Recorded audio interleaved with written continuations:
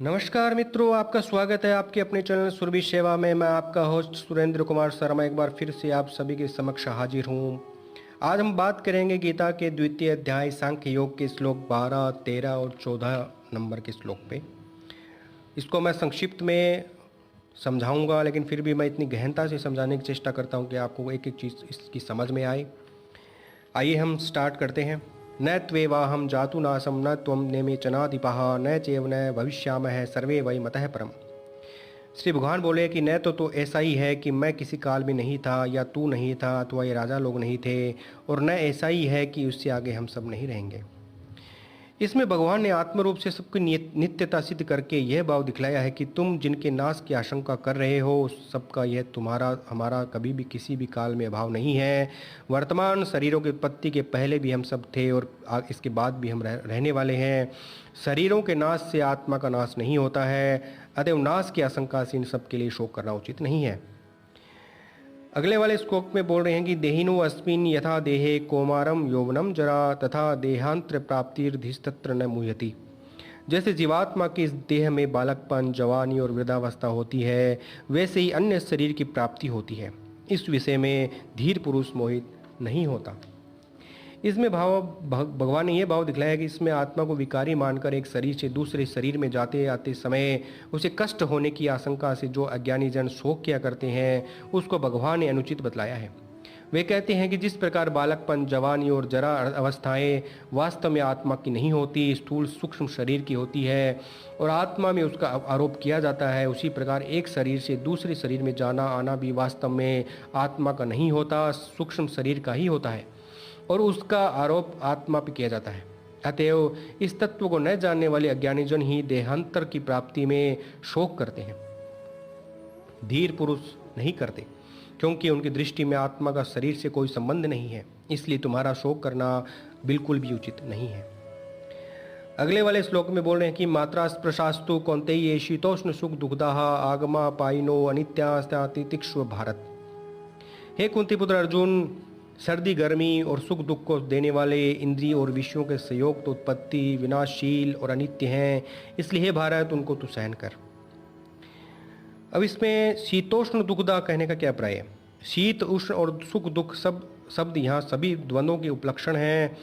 अतः विषय और इंद्रियों के संबंधों को शीतोष्ण सुख दुखदा कहकर भगवान ने यह भाव दिखला दिया कि वे समस्त विषय ही इंद्रियों के साथ संयोग होने पर शीत, उष्ण, राग, द्वेष, हर्ष, शोक, सुख, दुख, अनुकूलता, प्रतिकूलता आदि समस्त द्वंद्वों को उत्पन्न करने वाले हैं।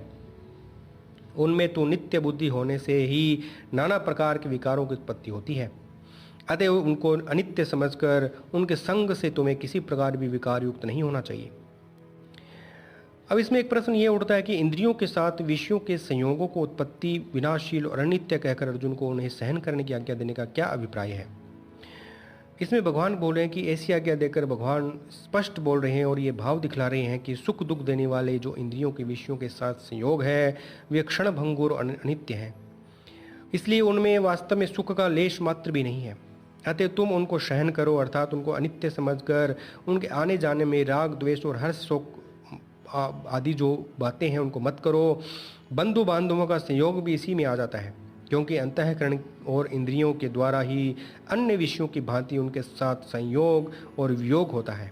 अतः यहाँ सभी प्रकार के संयोग वियोगों के परिणाम स्वरूप सुख दुखों को सहन करने के लिए भगवान का कहना है, और यही बात उन्होंने विस्तृत रूप से समझाई है। तो मित्रों, आज हमने ये बात समझी। अब हम आपको बता देते हैं कि दान है वो कौन से देने चाहिए और नहीं देने चाहिए, क्या करें क्या ना करें। मैं विषय ले रहा हूँ दान। ये बातें स्कंद पुराण, मनुस्मृति, बारासत स्मृति और इसके साथ ही अग्नि पुराण, शिव पुराण, याज्ञवल्क्य स्मृति, विष्णु धर्मोत्तर और वशिष्ठ स्मृति, बृहस्पति स्मृति, स्कंद पुराण, पाराशर स्मृति और विष्णु धर्मोत्तर के प्रथम से लेकर तृतीय अध्याय तक की सभी बातें समझाई गई हैं। मैं इनको एक एक करके आपको समझा देता हूँ। अपने न्यायपूर्वक उपार्जित धन का 10वां भाग भगवान की प्रसन्नता के लिए उसी सत्कर्म में लगाना चाहिए। जो मनुष्य अपने स्त्री पुत्रादि पालनीय परिवार को दुखी करके दान देता है, उसका वह दान जीते हुए तथा मरने पर भी दुखदायी होता है। स्वयं जाकर दिया हुआ दान उत्तम, अपने यहाँ बुलाकर दिया हुआ मध्यम और मांगने पर दिया हुआ दान अधम होता है, परंतु सेवा कराकर दिया गया दान निष्फल होता है। गौवों, ब्राह्मणों और तथा रोगियों को जब कुछ दिया जाता है तो उस समय जो न देने की सलाह देते हैं वे भी मरकर प्रेत होते हैं। तिल, चावल, कुश और जल, इनको हाथ में लेकर दान देना चाहिए, अन्यथा उस दान पर दैत्य लोग अधिकार कर लेते हैं। पितरों को तिल के साथ तथा देवताओं को चावल के साथ दान देना चाहिए, परंतु जल और कुशा का संबंध सर्वत्र रहना चाहिए। देने वाला पूर्वाभिमुख होकर दान दे और लेने वाला उत्तराभिमुख होकर उसे ग्रहण करे। ऐसा करने से दान देने वाले की आयु बढ़ती है और लेने वाले की आयु क्षीण नहीं होती। अन्न, जल, घोड़ा, गाय, वस्त्र, शैया, छत्र और आसन, इन 8 वस्तुओं का दान यमलोक के मार्ग के लिए उत्तम माना गया है। गो, घर, वस्त्र, शैया तथा कन्या, ये वस्तुएं अनेक मनुष्यों को नहीं देनी चाहिए, अर्थात एक वस्तु एक ही व्यक्ति को देनी चाहिए। थके हुए व्यक्ति को आराम देना, रोगी की सेवा करना, देवताओं का पूजन करना, ब्राह्मणों के पैर धोना और जूठन साफ करना, ये कार्य गोदान के समान पुण्यप्रद है। दीन, अंधे, निर्धन, अनाथ, गूंगे, जड़, बौने, लंगड़े आदि विकलांगों की तथा रोगी मनुष्यों की सेवा के लिए जो धन दिया जाता है उसका महान फल कहा गया है। जो ब्राह्मण विद्या और तप से हीन हो उसे दान नहीं लेना चाहिए। यदि वह लेता है तो दाता को तथा अपने को भी अधोगति में ले जाता है।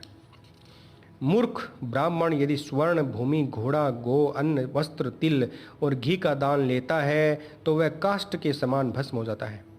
दान में लिया हुआ स्वर्ण और अन्न उसकी आयु को, भूमि को और गो उसके शरीर को, घोड़ा उसके नेत्र को, वस्त्र उसकी त्वचा को, घी उसके तेज को और तिल उसकी संतान को नष्ट कर देता है।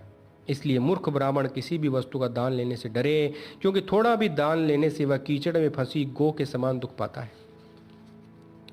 रात्रि में कोई दान नहीं करना चाहिए, परंतु खलिहान, यज्ञ, विवाह, संक्रांति, चंद्र या सूर्य ग्रहण, पुत्र जन्म, यज्ञ और मृतक कर्म में रात्रि में भी दान कर सकते हैं। अभय, दक्षिणा, विद्या, कन्या, दीपक, अन्न तथा आश्रय का भी रात्रि में दान कर सकते हैं। गो, सुवर्ण, चांदी, रत्न, विद्या, तिल, कन्या, हाथी, घोड़ा, सैया, वस्त्र, भूमि, अन्न, दूध, छत्र तथा आवश्यक सामग्री सहित गृह, इन 16 वस्तुओं के दान को महादान कहा गया है। तो मित्रों, आज मैं अपनी वाणी को यहीं विराम दे रहा हूँ। आपको बहुत चीज़ें मैंने समझाने की चेष्टा की है।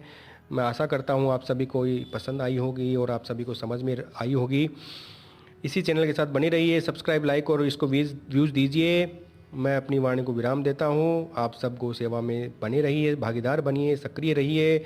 धन्यवाद। जय श्री कृष्णा। राधे राधे।